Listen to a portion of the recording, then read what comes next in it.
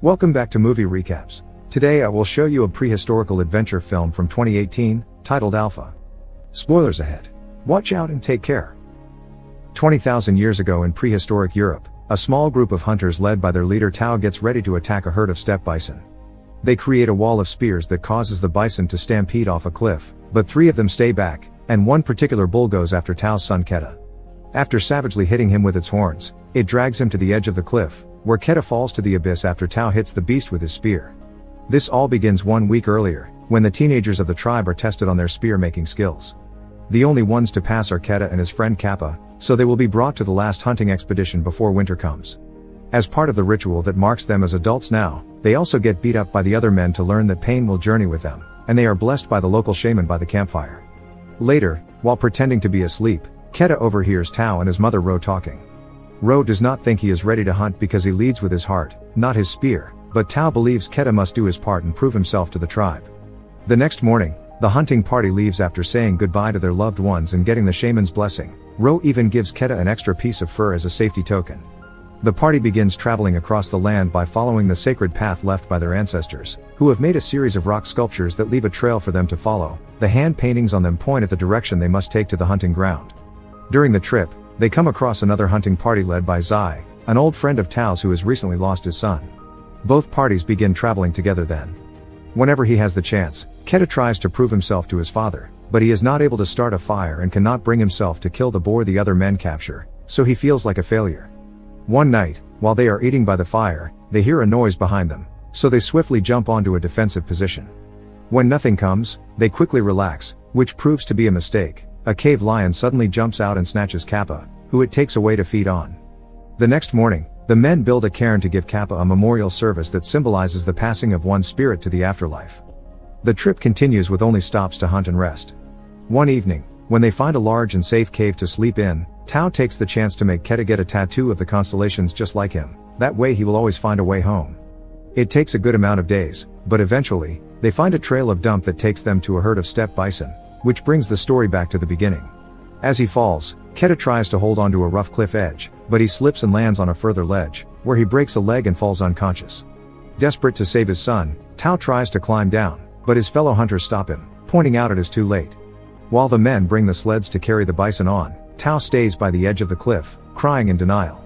Now that their hunt has been divided equally, Shi's party leaves on their own to return to their home, so Tao's group has one last night of camping before convincing their leader it's time to move on.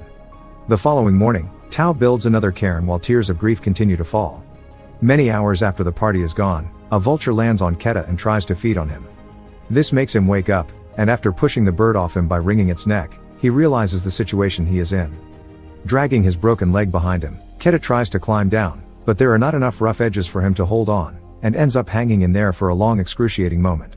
Soon after, a storm arrives and begins flooding the ground below him, so Keda comes to terms with what he has to do and lets go of his grip, landing in the water and falling unconscious again. When he wakes up the next morning, it has stopped raining and the flooding is gone. After drinking water from a poodle and splinting his injured foot, Keda slowly makes his way back to the top of the cliff, where he finds the memorial his father left for him.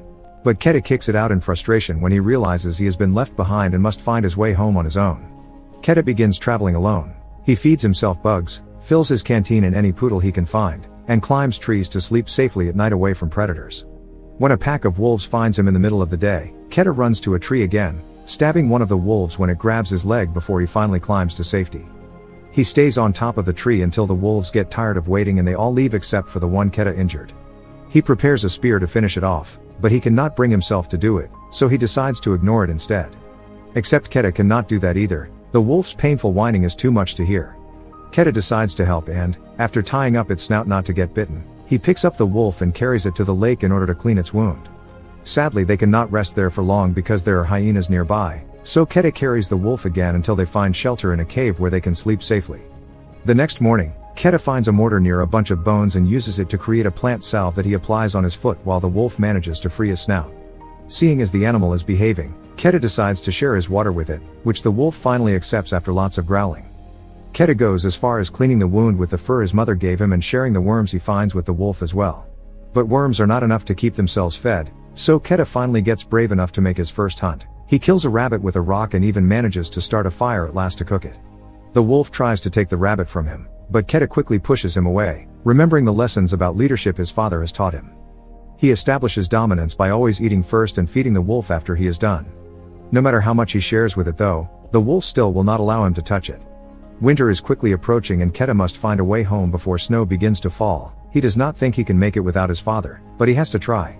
After putting together enough supplies and struggling with the wolf to get his fur back, Keda leaves the cave and begins walking his way back, feeling frustrated because the wolf will not stop following him no matter how many times he tells it to go away.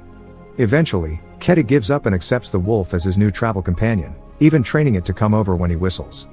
Their first attempts at hunting together are a complete bust, but after a few tries, they manage to find a way to sync their attacks and get their prey without too much effort. At night, Keda double-checks they are going in the right direction by using the constellation tattoo on his hand, and the wolf begins sleeping next to him, even allowing him to touch it now that he has gained his trust. After an afternoon spent in the lake bathing and fishing, Keda decides to name the wolf Alpha. Their trip is taking so long that winter finally catches up with them and snow starts to fall. One evening while they are eating by the bonfire, they are approached by a pack of wolves that turns out to be Alpha's family. Knowing what it's like to miss your loved ones, Keda tells Alpha to go with them, so now he is left to continue traveling alone. As time passes, snowstorms become more common, so Keda is having difficulty making much progress each day, especially when he has a devastating dream of Tao arriving home and giving Ro the bad news. After a few days of walking through yet another storm, he comes across Alpha and its pack, but when he runs towards them, the ice breaks under his feet and he falls into the freezing water. As his mother's fur and most of his equipment float away, Keda hits the ice with his knife and manages to break enough to let Alpha drag him out.